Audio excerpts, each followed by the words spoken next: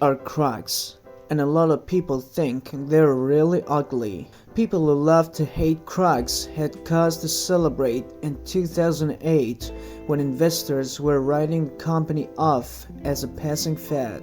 Crocs lost over $185 million that year and cut about 2,000 jobs. The stock plunged to just over $1 a share from a high of about $69 a year earlier. But over the next decade, Crocs would go on to sell over 700 million pairs of shoes worldwide. Recently, the clogs have been strutting down runways at luxury fashion shows. Celebrities like Justin Bieber, Ariana Grande, and Post Malone are wearing the shoes. It's a top brand among Gen Z, and limited edition Crocs are selling for hundreds of dollars on the resale market. Crocs have become a collector's item. I have 2 Croc backpacks, 20 pairs of Crocs, 5 shirts, and my laptop is filled with Crocs stickers. Here is how Crocs came back from the dead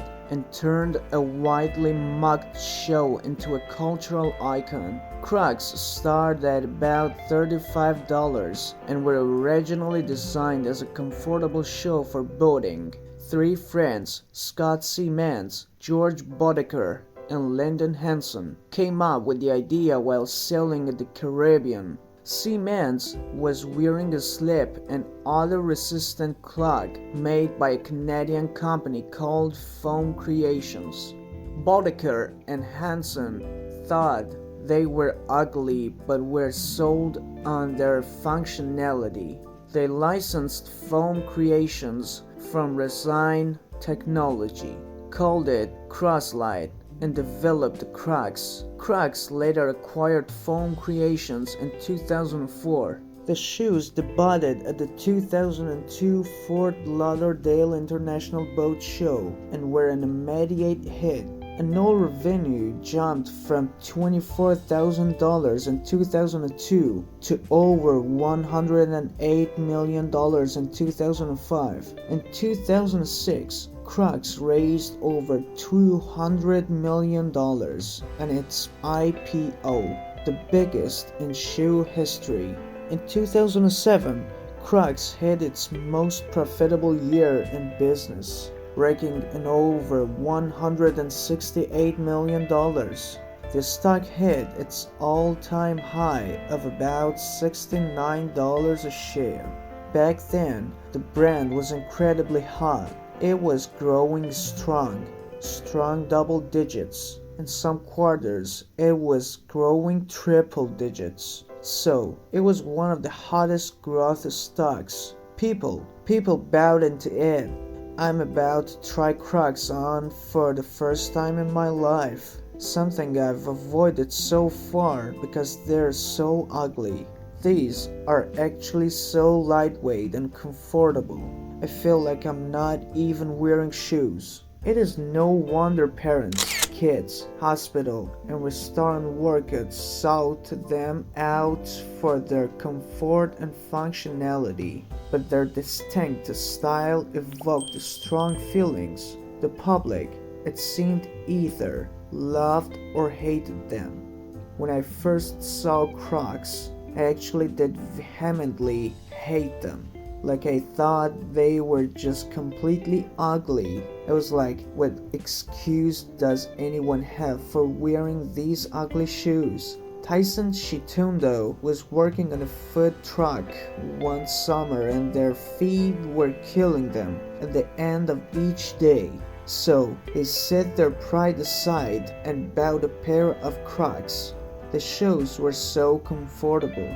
They started wearing them to work, class, parties, and even the club. I'm here in a pair of Crocs and I'm having a blast because I'm not anxious to go home because my feet hurt. When I show up somewhere in Crocs, It is very evident that I'm not too concerned with any social hierarchy that is going on. This is how I dress. This is what makes me comfortable, and that's all I care about. Because of its vocal community of haters, Crocs have unwittingly become a statement show. What the clogs have come to represent has played a large role in the company's success. To Tyson Shitundo, wearing Crocs is a symbol of embracing their individuality rather than conforming to conventional ideals about fashion and beauty, something they struggled with growing up. It did come from a place of ignorance, my deep hatred of Crocs. Because I was like, they're different and they're ugly, so I hate them. But by 2008, many had condemned Crocs as a passing fad. The company had to somehow convince a wider audience that its shoes were not just about function, but about fashion, and that is fashionable to put comfort first. But the company took some wrong turns along the way, and by 2008, the beer outlook on Crocs was gaining steam. Back in 2007 and 2008, when the brand had hit its peak, it really was coming off the rails very quickly. It was something that we heard very commonly from investors, that Crocs was a fad and it was a trend. To keep up with demand, the company grew in an unruly fashion. It expanded into too many product lines, distribution channels, and markets worldwide. Then came the 2008 recession. The company had expanded into over 5,000 SKUs and was saddled with excess inventory. Crocs of all kinds were not selling. Crocs lost over $185 million in 2008. The stock sank to just over $1 a share. They grew very fast, but it was not sustainable. They had over 2 years of inventory that they had to work through.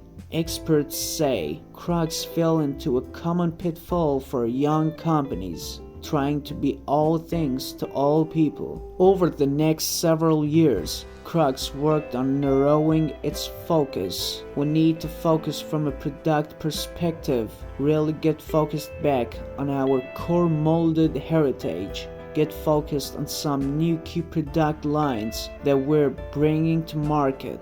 We need to get focused geographically. As you said, we're extended into about 90 countries across the globe. There are 5 that really matter. The company closed underperforming stores, cleaned up its distribution network, reduced overhead, and cut its product offerings by about 80%. And it doubled down on what the company is known for, its clog.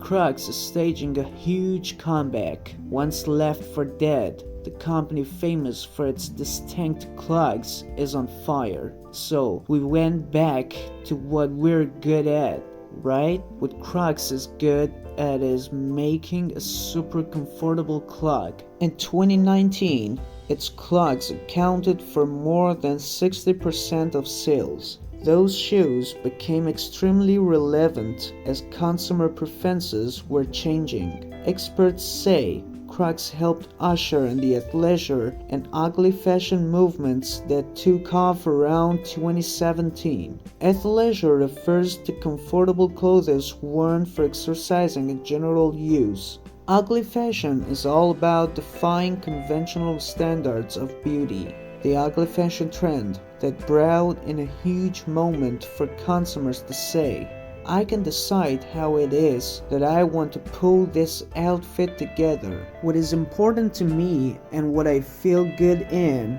and how I want to express myself.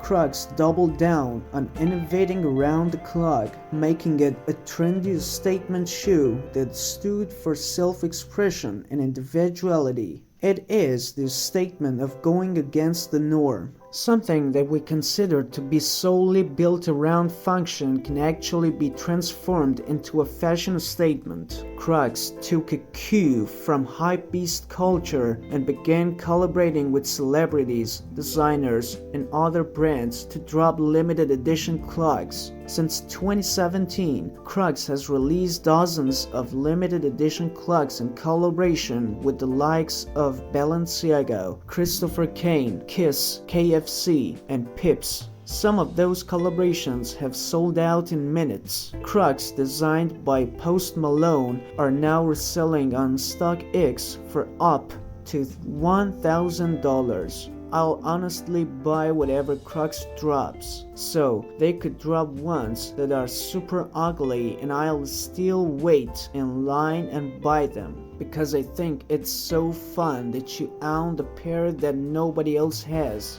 Oh, I think that they have been adopting strategies like a Supreme, even like a Vans, like a Nike, where it is all about the drop. I mean, it's really a page from the luxury brands, right? You want things scarce, you want it unattainable, it creates demand. Crocs achieved the record revenues of over $1.23 billion in 2019. The company sold over 67 million shoes worldwide. In December 2019, the stock was up nearly 500% since the beginning of 2017. Revenue growth accelerated as collaborations helped to captivate an entirely new generation of customers, many of whom had not worn Crocs since they were little kids. Gen Z, they're an incredibly important consumer because they influence people and they bring more people to the brand. Currently, I have about 20 pairs of Crocs. I wear my Crocs pretty much everywhere. I wore them to homecoming. Jenna Wilkinson got made fun of wearing Crocs as a middle school student. By the time she got to high school, Crocs were officially trending. They were a shoe of choice for the VSCO girl look, a comfortable and viral style of dress that took off on the photo editing app VSCO. In spring 2020, Crocs has risen to the 12th most popular footwear brand among teens. Crocs attributes some of that success to its removable charms business Jibbitz, which allows consumers to personalize their clogs. Personalization is very important. It's a global megatrend. Right, so across the globe, the younger consumer wants to be able to turn a generic purchase into a personal purchase and tell a story. Crocs is preparing to weather an economic downturn caused by the COVID-19 pandemic. First quarter 2020 revenues were down 5% from the same period in 2019 in light of store closures and reduced sales due to the pandemic. But experts say Crocs is in a much stronger position to weather a recession in 2020 than it was in 2008. The company has over $100 million in cash and a core product that is much more than just a shoe. Thanks a lot for watching, and as always, stay smart.